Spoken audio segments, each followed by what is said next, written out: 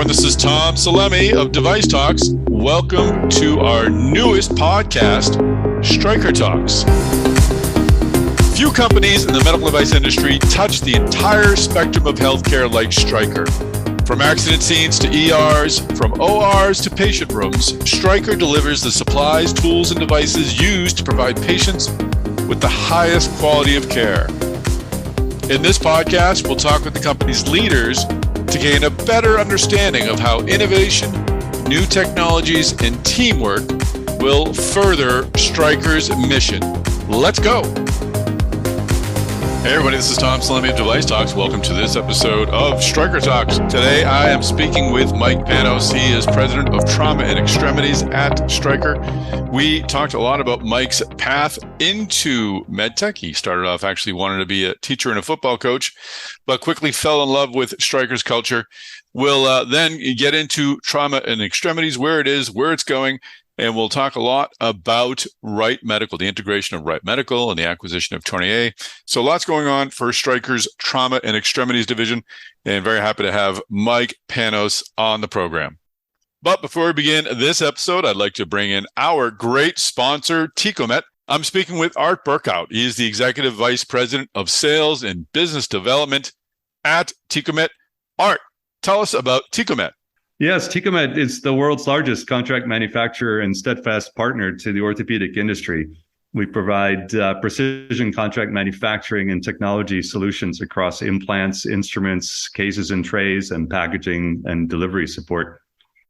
We operate 16 manufacturing campuses worldwide, and we specialize in multiple technology platforms for material conversion with expertise in forging, casting, etching, precision machining, additive manufacturing, and surface finishing.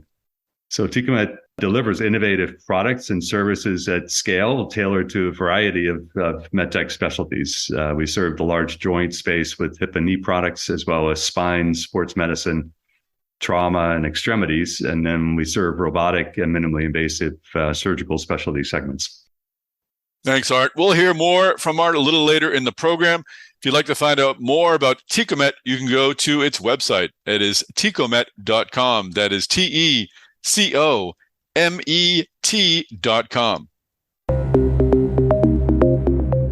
Well, Mike Panos, welcome to the podcast.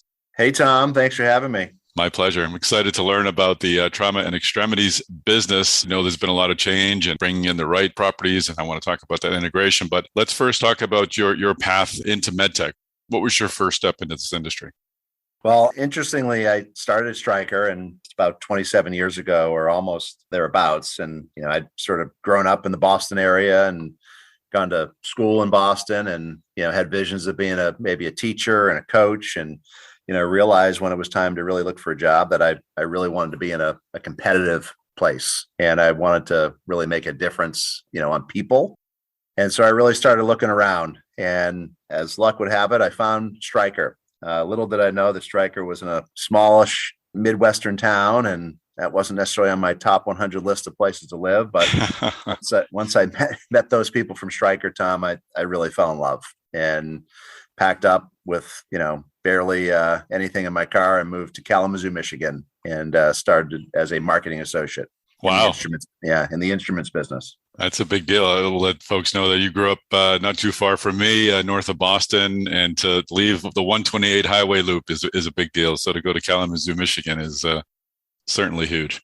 So what was your experience like moving to Kalamazoo, and what was it about Stryker that you've been with Stryker ever since? Something obviously stuck with you, and you found the culture appealing. Yeah, I think what I realized that, you know, what was most important to me was less about where I lived and more about who I worked with and who I was surrounded with.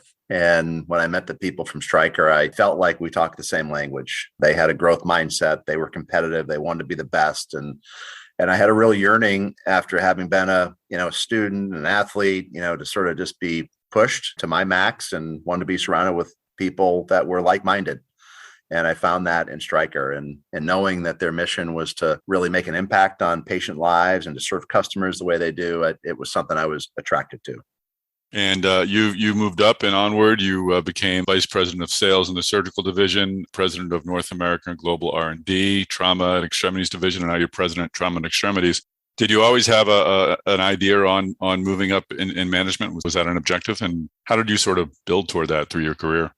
Yeah, I definitely had aspirations to be in a leadership position for sure. I didn't know exactly how and where that would lead, but I sensed that it would be in the commercial side of the business. I started in marketing and worked my way up through sales and marketing leadership. And certainly there's a structure that exists at Stryker that I sort of knew that I wanted to ascend to higher positions. And I feel really fortunate to have had the opportunity to serve in multiple capacities and try to have an impact and do your best. And every time that Stryker knocks on the door and says, "Hey, we've got another mountain for you to climb," I was certainly willing to listen. And this was really attractive to be a part of trauma and extremities, certainly right now during such a transformative time with the acquisition of Wright Medical, with the creation of business units. And we've really set the foundation that I think we'll be able to stand on for decades to come within trauma and extremities. No, it's exciting. Well, let's talk about the mountain you're standing atop right now, trauma and extremities. Give listeners an idea of what products and what areas each accounts for. Let's first talk about trauma. What do you sell in trauma? Who do you treat in trauma? What kind of doctors do you sell to in trauma?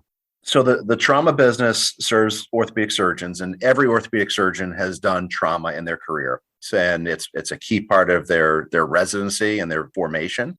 And some of them actually choose it full time for their career. They do fellowship, and those are perhaps our busiest and certainly our most coveted surgeons within the trauma business are the ones who wake up, eat, sweat, and breathe trauma day in and day out. They're the ones who take on the most complex surgeries. Those are the ones who are servicing, level 1 trauma centers and doing the most complex work. And those are the ones we really wake up every day trying to serve. But we are repairing fractures from head to toe. A lot of pelvic fractures, long bone fractures, things in the hands and the feet, extremities, you name it, we're fixing it. Is there a lot of innovation, iteration in trauma products? Are they always, there's always a strive to make your products better, but I sometimes wonder if that's just more of kind of a nut and bolt and screw thing where it works, you don't need to really improve upon it. Or is it an area where there's always new materials, new designs really driving the business forward? Yeah, there is certainly new designs. This business has a storied past.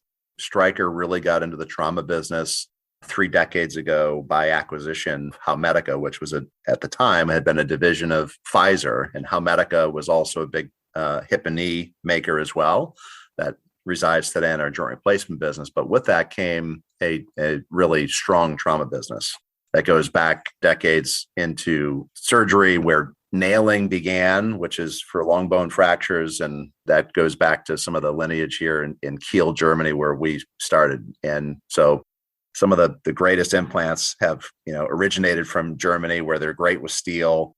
And we've been able to sort of take that and to continue to evolve it over the last 30 years and make it better. Certainly there is technology involved, and we continue to iterate, new design and improve on existing platforms. But we're also today looking at, how do we find other technologies that enhance the surgeon's ability to deliver those implants. So some digital capabilities and other enabling technologies that allow the surgeon to perhaps plan better or operate better. That's great. Well, let's then talk about extremities, because this is a space that's really emerged, I think, over the past decade, maybe a little bit more. It was kind of remarkable when we first saw companies forming in this space that there hadn't been a lot of attention given to extremities. Talk about the extremity space, what sort of products you're offering here, and who are you offering to, what kind of surgeons are you working with? Well, with extremities, we've got 2 different businesses. So we have upper extremities, which is heavily centered around shoulder arthroplasty. And then for what Wright Medical used to call lower extremities, Stryker called it foot and ankle. And we continue to call it foot and ankle today. That serves, as you'd imagine, the foot and the ankle. So those are the 2 business units that serve the extremities space. Big parts of each of those businesses are arthroplasty. So total ankle replacement is replacing the ankle. And to me, that's a core piece of that business. They are an enormous market share leader with untouchable technology and proven results. So they really own that market. But they're also treating the forefoot with, your basic screws and plates, treating bunions and hammer toes and every other condition that people may have with their foot or their ankle. But, heavy implant business, there is technology that they use today to enhance some of those procedures, particularly total ankle, which is a very complex surgery. And similarly, in the upper extremity business, where they're, replacing shoulders, they are using Blueprint technology, which is tried and true and really proprietary for Stryker and something that really differentiates our shoulder business. So Wright Medical had the foresight to acquire a couple of different companies. One was Tornier, which was renowned in the shoulder space. And we've embraced that brand name, and we continue to be proud in representing the Tornier brand. But it's matched with Blueprint, which was another acquisition that Wright Medical had made, which is digital platform that allows surgeons to plan and to operate better, incorporates virtual reality as well, will allow them to do surgery better and to treat their patients in a more predictable, more consistent, more accurate way. Is the shoulder, as joints go, is it the one that requires the most type of planning? I don't know if they're all the same or if they're all different. You see knees, I think knees are mostly the same, or hips. Maybe I'm being ignorant about that, but shoulders just seem to be a really challenging design. Is that the case? I'd like to bring back Art Burkout, Executive Vice President of Sales and Business Development at Tecomet. Art, Tecomet works with a lot of medtech companies. What would you count as your unique capabilities? Yeah, Tecomet is truly the leading global supplier of forged and machined implants for a wide variety of orthopedic applications, which includes hip and knee implants and trauma and extremity plates. We operate 3 forging sites, 2 in the U.S. in Lansing, Michigan, and Wilmington, Massachusetts, and 1 in the U.K. in Sheffield, where we have a wide variety and large number of forging presses and machining and finishing technologies. And we start with our unique knowledge and capabilities in the forging tool design to optimize material flow and achieve superior strength and toughness properties for the net shape implant applications. And then the forging process is supported with high levels of precision machining and finishing and engineering and quality support, as well as CMM and optical metrology capabilities that really help us ensure conformance to the tightest specifications for these complex anatomical implant configurations. That's great, Art. And tell me, what new investments has Tecomet made in the area?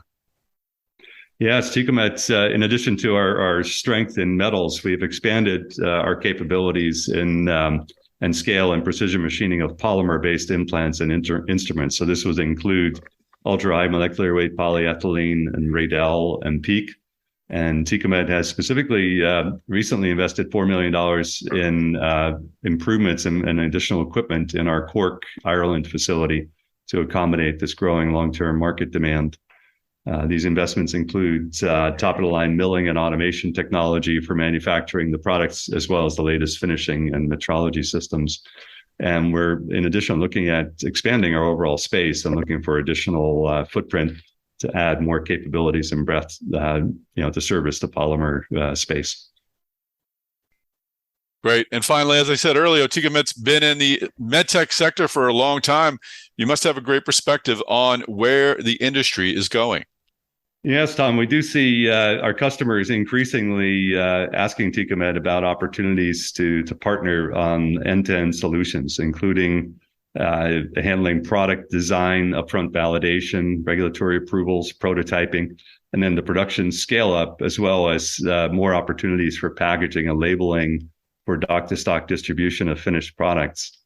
So Tecomet is well positioned to be a partner of choice on this journey because we have a long history of operating best-in-class quality systems, managing design control for complex instruments, mastering a broad array of technically challenging processes at large scale.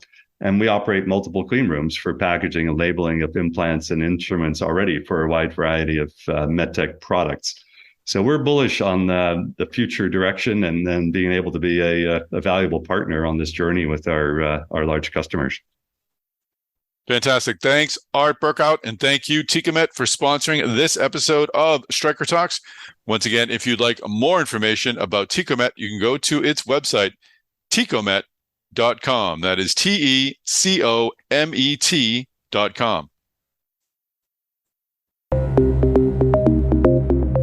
Is the shoulder, as joints go, is it the one that requires the most type of planning? I don't know if they're all the same or if they're all different. You see knees, I think knees are mostly the same, or hips. Maybe I'm being ignorant about that, but shoulders just seem to be a really challenging design. Is that the case? Yeah, shoulder is certainly complex, and it's a newer frontier. So total shoulders have not been around for quite as long as total knees, and certainly far fewer of them have been done. As such, it's part of what makes the upper extremity space so exciting. Mm-hmm. It's that every technology improvement that we can make really matters, and we continue to find new innovations to improve how surgery is done. And as I mentioned today, we've got Blueprint, but we're continually adding things like mixed reality visualization to enable surgeons to perform the procedure, utilizing software, including 3D holographic view of the patient's preoperative plans that allow the surgeon to really see what they're going to do in advance and to almost do the surgery before the patient ever arrives. Wow, amazing. So let's do. We've talked about Wright a little bit as part of Stryker, but let's talk about the process that brought them in-house. Were you involved with the discussions about the acquisition at all? I mean, you obviously had known Wright and had competed with them. At what point did you know they were coming into Stryker, being part of Stryker? Yes, Stryker had closely monitored Wright for a long time. And I think that most people in the industry knew that Wright was going to be a great acquisition for somebody. In early 2019, I had the chance to work a bit behind the scenes with a team that did the due diligence on Wright Medical. So I had a bit of a preview on the company. And that was in advance of me formally coming over to the trauma and extremities business. But I think as the company anticipated the deal being a possibility, it helped maybe accelerate my move over to trauma and extremities, which has been a really exciting time to be a part of the business. I bet. As part of that due diligence, we certainly recognized that Wright Medical was a clear market leader in shoulder, and they were running neck and neck with Stryker at the time in the foot and ankle space. So we knew how good their products were, and we knew that they had some established brand awareness. But I think the things that we've really come to appreciate even more is that they are stacked with talent, and they had a really deep pipeline as well. So we've been the beneficiaries of not just a great brand in the marketplace, but with great people and a great future pipeline of products as well. That's great. Well, let's talk about the integration process a bit. We talked on an earlier episode, our first episode of Stryker Talks with Spencer Stiles. He talked a bit about what goes into a good integration. What does go into a good integration? You've got the products which you knew about. I suppose it'd be easier just to say, we'll take those and we'll sell them ourselves. But you mentioned the great people as well. How do you sort of go through assessing the entire company as the deal goes through and then incorporating them into what you're doing at Stryker? Yeah, well, I appreciate your conversation with Spencer. Really enjoyed listening to that. And I think one of the things that he noted was that this was, the largest acquisition in Stryker's history, but it's also been referred to as one of the fastest of scaled integrations in med tech history. And we had the opportunity to watch other large integrations in the industry and watch some of the things that worked well and things that didn't work well. So we were students of the past. And so we're able to employ a lot of, I think, best practices and learn from some failures or missteps in other places. And we're glad to be able to have incorporated some of those things. But, from just looking at Wright Medical, they really strengthened our global market position in trauma and extremities, providing significant opportunities to advance innovation and reach more patients. Wright Medical had a highly complementary portfolio and customer base to Stryker's existing trauma and extremities business. But they were already market leaders to a large extent in both of those markets. And coupled with our existing portfolio, we became clear number ones in both the extremities categories. It also allowed us within our business to become more specialized. So we were able to stand up 3 definitive business units serving 3 different specialized customers, one being trauma, one being foot and ankle, and one being upper extremities. So how did you go about sort of blending those 2 cultures? How different were the cultures? How much integration was required? And how does a blending go on effectively? Yeah, well, as I mentioned, we, gained some remarkable talent from Wright. And what we've done together is really created a fresh, energized culture within Stryker Trauma and Extremities. And we blended our leaders across the businesses to build our A teams. So we really have the best of what was at Wright and the best of what was at Stryker across all three of these businesses and ultimately across our entire division. But there's some very key similarities in our businesses. One was we both were passionate about taking care of customers. We both believed in specialization. We both have believed in innovation, and we both cared about being number one. And so when you sort of blend all those ingredients and find the common ground, even though the two companies were competitors, people were able to put their past aside pretty quickly and knew that, hey, if I'm going to line up with someone, that's the team that I want to line up with. So bringing those two organizations together, I think it was no small feat, Tom, but we've done it, and I think we've done it very, very well. Great. We had several of your colleagues at our Device Talks Boston meeting recently. They had a great panel about Stryker's digital strategy, and we talked a bit about Mako and Gauss. Where does Blueprint sort of fit into the digital strategy more broadly? Is it a technology that can be applied to other areas within Stryker? Is it something that's unique for the shoulder and only applicable to shoulder? Do you see any value in leveraging the Blueprint technology? Because it sounds really, really cool. It's a great question. I'm glad you got a chance to see that team at the Boston conference. But Blueprint, at its very core, is virtual planning. It collects data and it provides visualization. So from a virtual planning standpoint, it allows a surgeon to prepare for a case before they ever enter the operating room. So our reps and the surgeons are very calculated well in advance, so they can anticipate not just how that patient is going to look on the table, they're able to prepare implants and instruments accordingly, which makes the whole process much more efficient once they get into that operating room. Mixed reality visualization, which is today in limited market release, enables the surgeon to perform the procedure utilizing our software and to be able to take that preoperative plan and actually go execute on it in the operating room.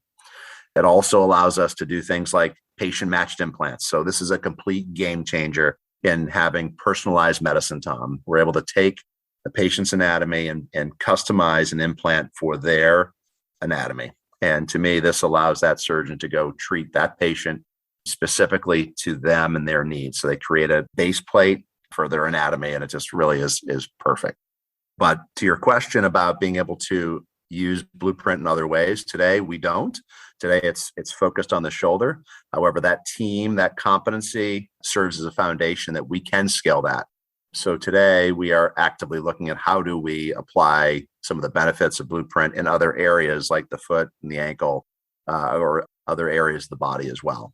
We've also been able to take some of the team that has some unique skill set as well and be able to apply their talents in other areas around enabling tech as well, which is proving to be a big impact. Terrific.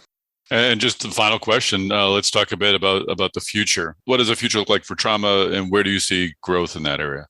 Well, the trauma business in particular, we start at the very core, which is teaching institutions, where our customers are first introduced to orthopedic implants and they train on procedures. And we want them to train on Stryker products and look at being the place where they learn about Stryker nails, Stryker external fixation, and Stryker plates and screws. So that's really at the very core.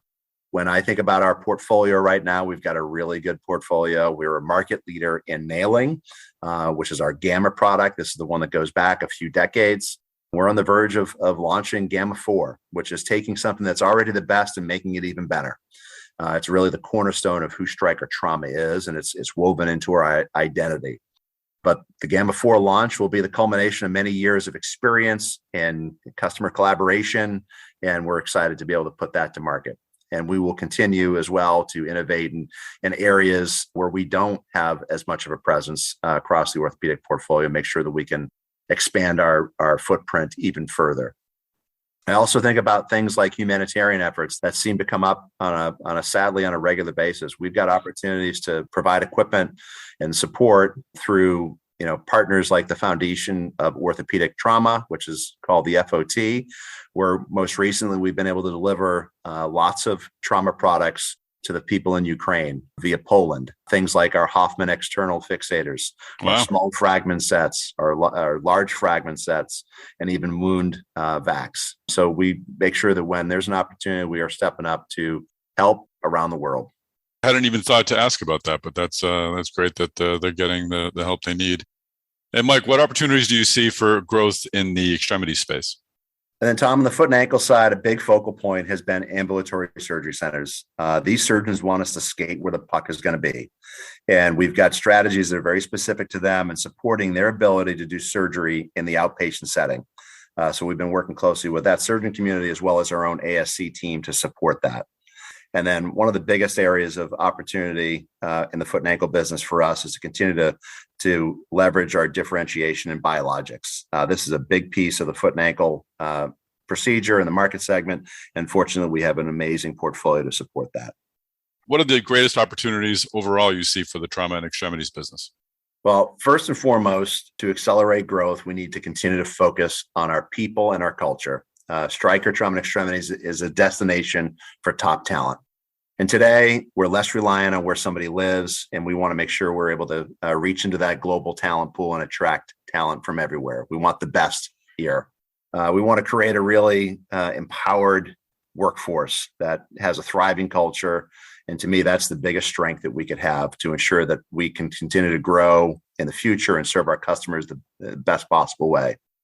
And also at Trauma and Extremities, we're really focused on diversity, equity, inclusion. We are committed to that. We've got programs that we believe are making healthcare better, not just with our own workforce, but we're also closely partnering with customers and societies to expand and create more opportunities for those that are diverse, including medical education and training programs, development projects, and overall awareness. And we're really proud of what we're doing here.